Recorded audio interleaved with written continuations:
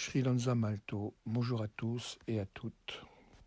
En ces temps pascal, j'aimerais partager avec vous quelques ressentis sur la résonance actuelle entre les Pâques juives et la Pâque chrétienne et le monde présent.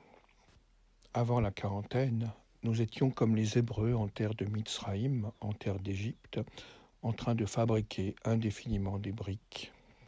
Les briques, c'est ce qui sort de la boue, prend forme et retourne à la boue.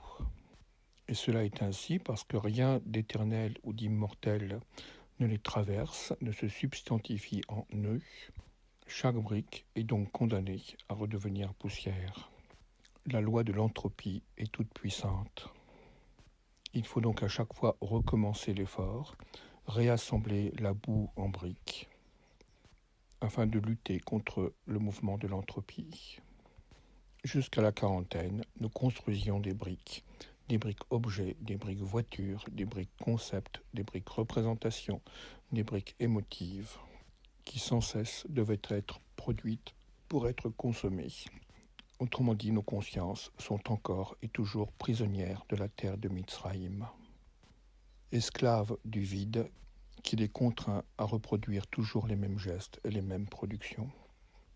Les trois faux temples que sont les églises, les États et les supermarchés sont un grand lieu de distribution des briques.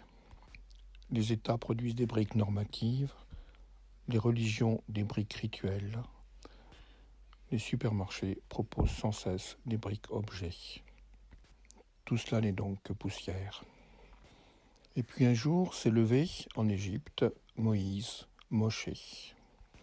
En hébreu, ceci s'écrit avec les lettres suivantes, Mem, Shin, E.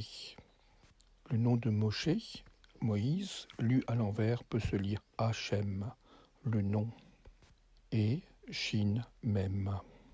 Et est la puissance du souffle qui unifie Shin, le feu, et l'eau, le même. Le feu et l'eau sont les deux éléments qui servent à fabriquer les briques.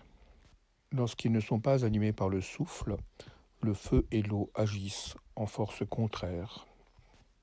Le feu génère les conflits, les discontinuités, les ruptures et les brisures. L'eau génère les passivités, les soumissions, les acceptations et les esclavages. Autrement dit, feu et eau supportent le modèle de la domination. Lorsque Moïse, Moshe, Hachem apparaît en Égypte, un grand élan de libération, un grand souffle traverse le peuple hébreu pour qu'il puisse quitter son mode d'esclavage dans la terre de Mitzraïm, dans la terre d'Égypte. Hachem, Moïse, n'est évidemment pas un individu, mais une pulsation de vie nouvelle unifiée qui anime tous les êtres. Et dans notre conscience collective, nous avons déjà vu Hachem, Moshe apparaître à travers toutes les consciences qui ont compris qu'à force de fabriquer des briques, on allait dans le mur.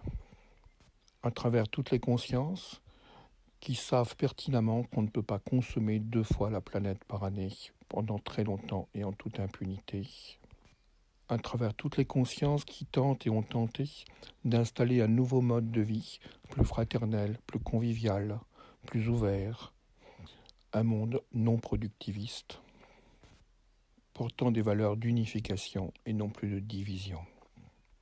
Hachem, le souffle qui unifie l'eau et le feu, est apparu dans nos consciences collectives depuis une vingtaine d'années, et il annonçait déjà Pessah, la Pâque juive.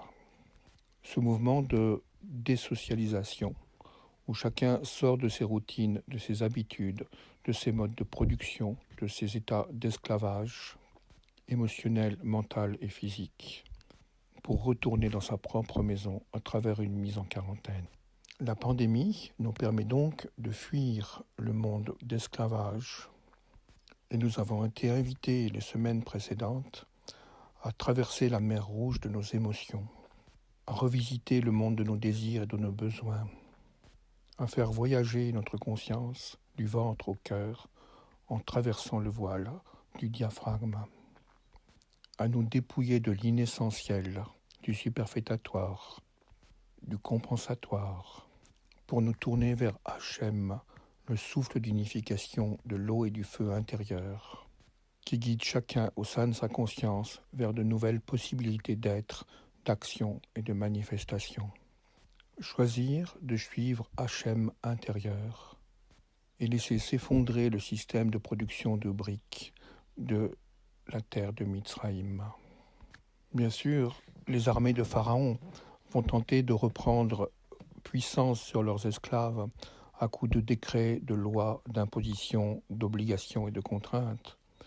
Mais lorsque la conscience sera définitivement passée dans l'espace du cœur, au-delà du voile de la mer Rouge, du diaphragme, les forces de Pharaon deviendront totalement impuissantes. Maintenant, tout est question de positionnement de la conscience. Si nous vivons avec bonheur cette brisure des liens d'esclavage, si la joie d'un départ sans retour nous porte vers l'aspiration à la nouvelle terre, si l'abandon de nos anciennes sécurités fait que nous puissions nous donner totalement à l'inconnu, alors l'initiation spirituelle que l'on appelle Pessar s'accomplira en chacun d'entre nous. Et lorsque c'est accompli, nul besoin de répéter le rituel chaque semaine comme une marchandise infiniment reproduite. Mais si notre conscience vit la quarantaine comme une parenthèse, comme une attente, comme un accident de l'histoire, comme un mal temporaire ou une obligation d'enfermement, nous resterons enfermés dans la terre d'esclavage de Mitzraïm, projetant toujours sur un futur lointain et indéterminé le temps de l'éveil et de la libération. Il n'y a sur le chemin de l'Alliance que des singularités, des événements uniques qui font progresser la conscience d'éveil en éveil, de noces en noces. La Pâque juive Pessar est une de ces singularités, préparant la Pâque chrétienne qui est une nouvelle singularité. Dans nos consciences, cela ne s'accomplit qu'une seule fois, car cela est une étape vers la singularité suivante. Alors que dans le chemin de l'artefact, il est toujours nécessaire de répéter les mêmes rituels, jour après jour, semaine après semaine, millénaire après millénaire. Répéter indéfiniment le rituel de Pessar en attendant la venue du Messie.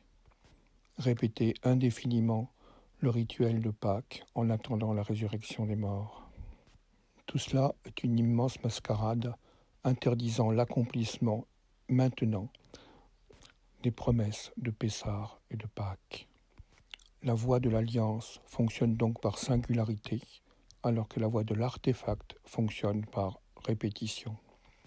Demain, nous explorerons la singularité de la Pâque chrétienne, qui ne peut s'accomplir que lorsque la Pâque juive intérieure est vécue en plénitude. C'était Shinanza Malto. Je vous souhaite un bon accomplissement de Pessar au sein de la lumière de la présence.